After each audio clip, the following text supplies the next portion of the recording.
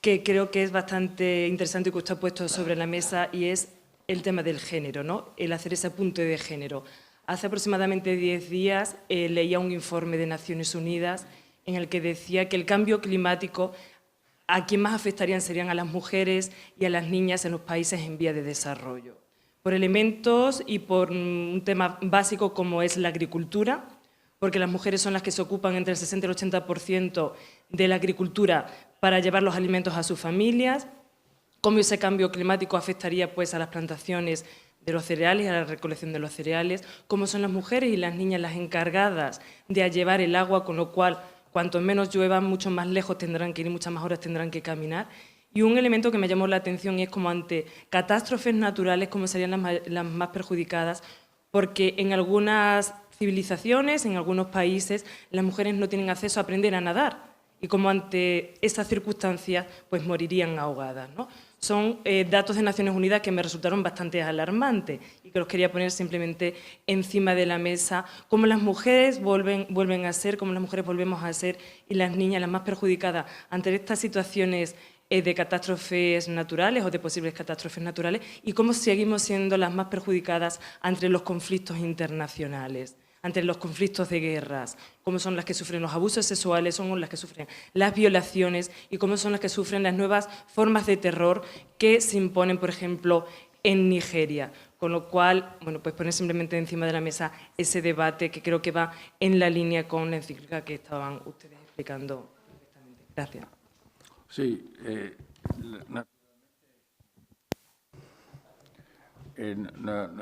la academia está totalmente de acuerdo que las que más sufren son las mujeres.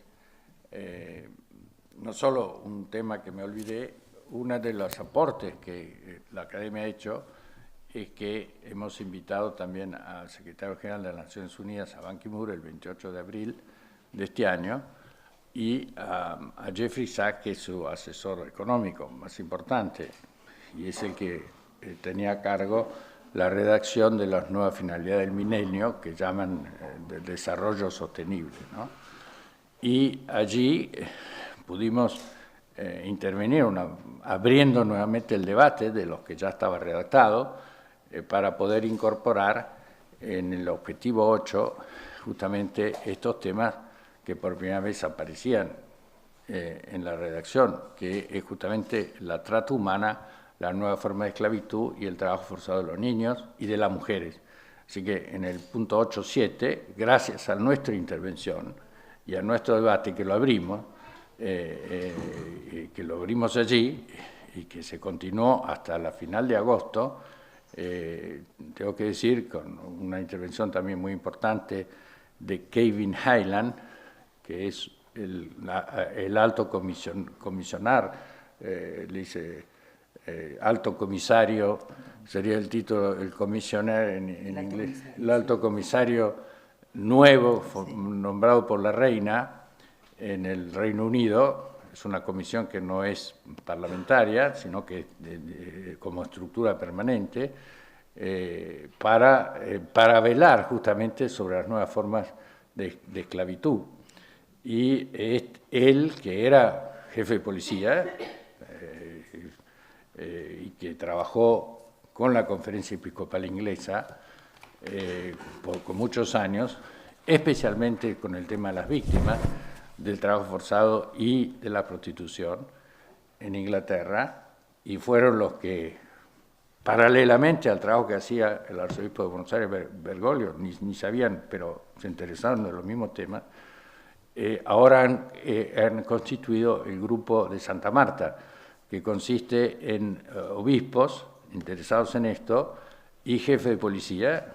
El próximo encuentro se hace en el Escorial, ahora a principios de noviembre. Yo estoy invitado y lo hace, el que lo recibe es el arzobispo de nuevo arzobispo de Madrid, Osoro, y viene el cardenal inglés Nichols y este grupo de obispos. Naturalmente que los policías dicen, bueno, pero los obispos no son nuestros jefes, queremos también algunos que sean nuestros. Por eso nosotros invitamos a todos los alcaldes, con un gran éxito, vino 70 alcaldes, vino la Nueva de Madrid, y vino algún otro español también. Pero efectivamente el tema de la mujer, nosotros estamos totalmente de acuerdo que es un tema muy importante. Evidentemente, y lo quiero decir porque a nosotros nos criticaron los grupos del Tea Party americanos porque habíamos invitado a Ban Ki-moon y a Jeffrey Sachs a la academia, que según ellos son abortistas. Ellos dicen que no son abortistas, que no hay ningún documento que no sé, Jeffrey Sachs en algún caso habrá aceptado el aborto, pero en todo caso no lo invitamos por lo que ellos dicen del aborto, sino que lo invitamos por este otro tema. Y naturalmente nosotros no somos abortistas.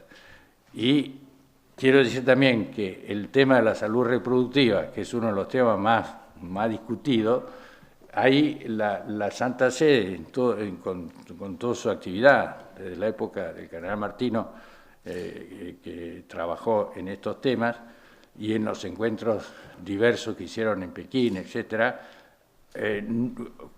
pudo conseguir que nunca se diga que el aborto, primero no se habla del aborto, porque no aparece la palabra aborto, pero no aparece como una indicación de las Naciones Unidas el aborto, sino que la salud reproductiva es un tema muy importante, porque también hay que enseñarle a la gente cómo se hace el acto de la generación humana, pero naturalmente no por eso cada país puede aceptar pues el aborto, pero las Naciones Unidas como tales no indican el aborto como una solución de salud reproductiva. Eso es lo que quiero decir en definitiva.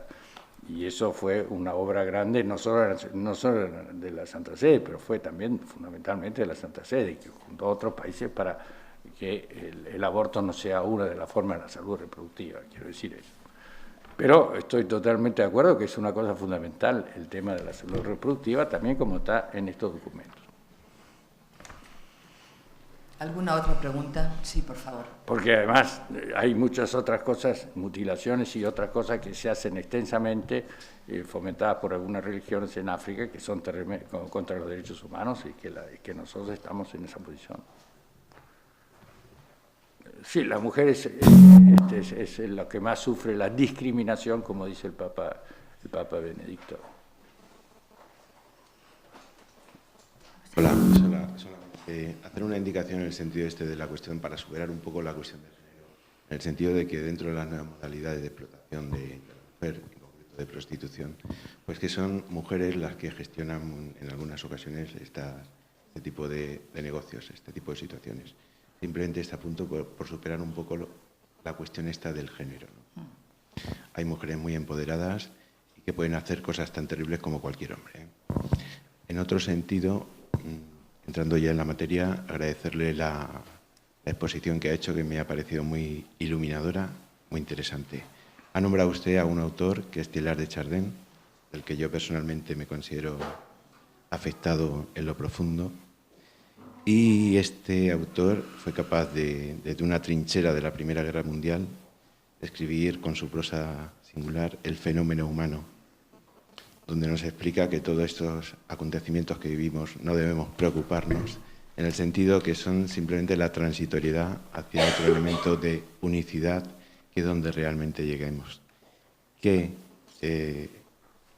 realidad podría tener hoy la obra de Teilhard de Chardin en este contexto en el que nos encontramos? No.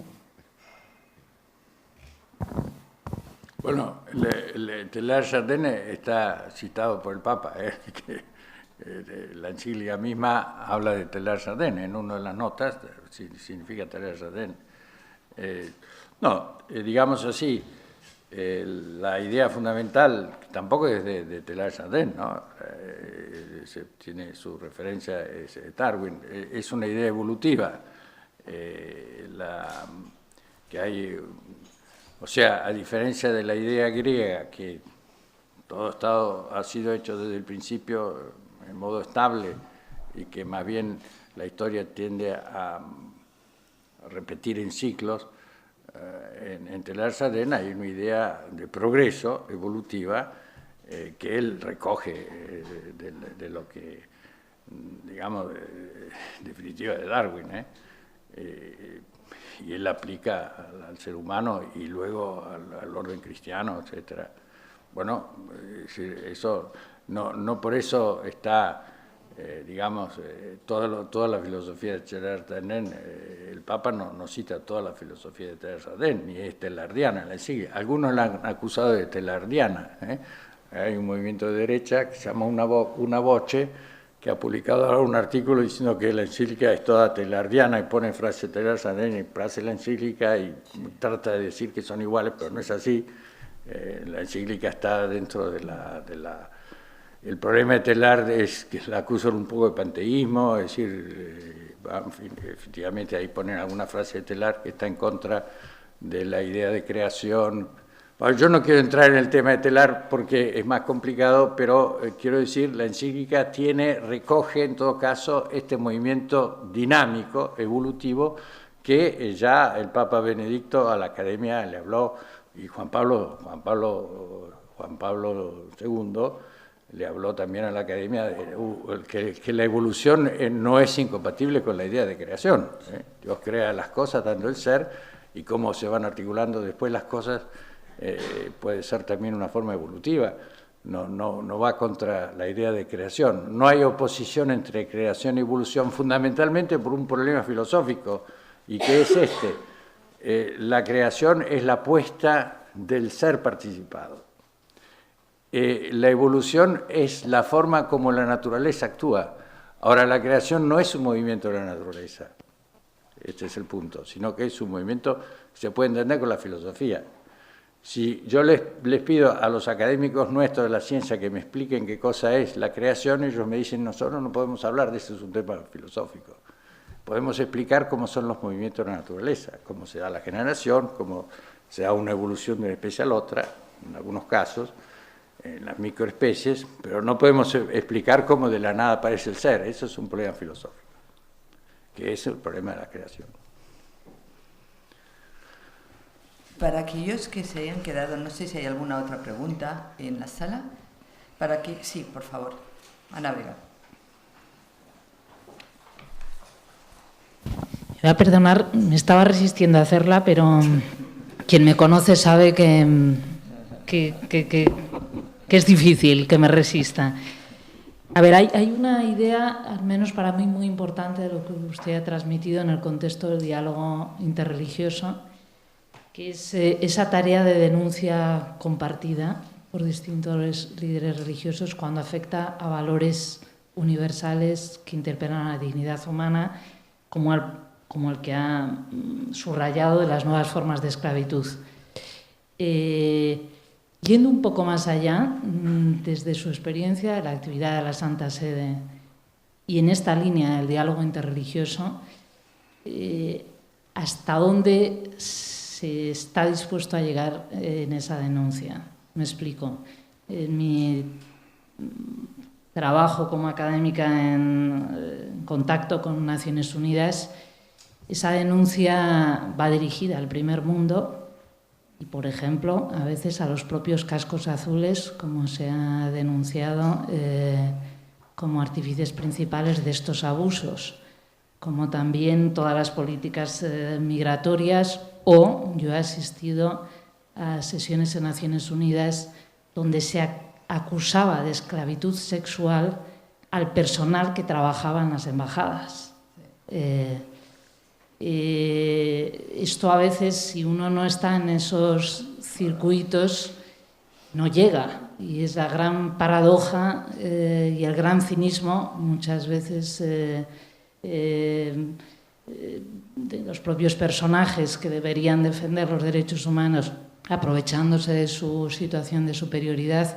Y quizá aquí, y esta sería mi pregunta, la retomo, las autoridades, los líderes religiosos que conocen el tejido, la problemática a pie de calle, son la voz más autorizada. Yo querría saber si en esa línea hasta dónde se está dispuesto a llegar en esa denuncia, aunque reconozco el mérito de que el primer paso grande está hecho. Muchas gracias. No, al punto cero queremos llegar al máximo. Entre otras cosas, en uno de los encuentros dimos un film que muestra cómo los cascos estos azules eran los peores porque se fueron prostituir a las niñas y después las vendían. Son los soldados americanos. no, lo dijimos, se sabe. Y a la mujer que la denunció le echaron. Todo eso lo sabemos perfectamente, y lo hemos dicho, es decir, esa es la hipocresía, efectivamente, como ha dicho usted, de mucha política de Occidente, muy metida, y por eso ha tenido mucho coraje el Papa Benedicto, que es el primero que largó esto como crimen contra la humanidad. Él habla de esto de una forma muy clara, y naturalmente el Papa Francisco ha seguido en esa línea. No, eso es un tema que realmente creo que nosotros hemos hecho 2 encuentros en la Academia de Ciencias Sociales sobre el tema y recomendaciones muy oportunas, cómo hay que tratar a las víctimas. La primera cosa es no hacerlas volver a los países de origen, así nomás, eso porque evidentemente salieron de allí por un problema del cual después fueron víctimas. Es inútil hacerlas volver, así que lo primero que se hace es considerar a la víctima que ella misma elija dónde puede recuperarse, y eso es la política inglesa actualmente. La misma ministra May está en esa línea. Luego hemos hecho, por lo mismo que nos dijeron, bueno, los jefes de policía, bueno, pero tienen que hablar con estos superiores. Hemos hecho un encuentro con síndacos, que vinieron 70 síndacos de las ciudades importantes. Tengo que decir que la de Madrid fue una de las que mejor habló. Ahí se vio una cosa interesante, que los síndacos de las ciudades, los alcaldes, digo la palabra italiana, los alcaldes de las ciudades americanas estaban más preocupados por el cambio climático. Vino el gobernador también, Brown, y mientras que los del mundo latino y europeo estaban más preocupados por el tema humano, la emigración, y por este tema de la prostitución y trabajo forzado de los niños. Empezamos con 2 víctimas que contaron su historia, mexicanas, la terrible historia de estas víctimas. Bueno, lo que aconsejamos es esto, hablar con la gente que tiene, los alcaldes que tienen relación más directa con la fuerza de orden, y, por ejemplo, porque la mayor parte de las víctimas creen que las fuerzas de orden son más o menos de acuerdo con los traficantes, o que están de acuerdo con el Estado que los quiere sacar. Entonces, realmente ahí tiene que haber un cambio muy grande en la fuerza de orden. Vino también las 2 veces el jefe de policía español, y nos contó que hay muchas leyes, pero que hay pocos presos, porque no pueden conseguir después. Pero en fin, si es en materia de principios, vamos a fondo. Y ahora queremos hacer un encuentro también de los ministros de Interior, que son las otras personas que están más directamente en contacto con la gente. Lo cierto es que los alcaldes firmaron la declaración que después se hizo pública y a la cual están obligados los 193 países que pertenecen a las Naciones Unidas, es decir, de erradicar en la forma más inmediata las nuevas formas de trato humana, en la forma de prostitución, en la forma de violencia, de trabajo y en la forma de venta de órganos. Es decir, ahora hay un imperativo moral por el cual están obligados todos los 193 países. Así que también están obligados los soldados. Bueno, confiemos que el imperativo moral sirva efectivamente para rebajar las cifras que manejamos. Solo un comentario para los alumnos, porque toda la referencia que ha hecho don Marcelo al tema del aborto y el tratamiento por parte de Naciones Unidas y Ban Ki-moon está en Internet, en una respuesta que él da en una reunión que hubo en el Vaticano, y una respuesta que él da sobre las posiciones de Jeffrey Sachs y Ban Ki-moon. Pueden acudir a ella porque la van a encontrar sin problemas. Muchas gracias por clarificarnos tantos temas tan complejos y tan terribles, que ha tenido la bondad y la lindeza, como dicen ustedes. Gracias.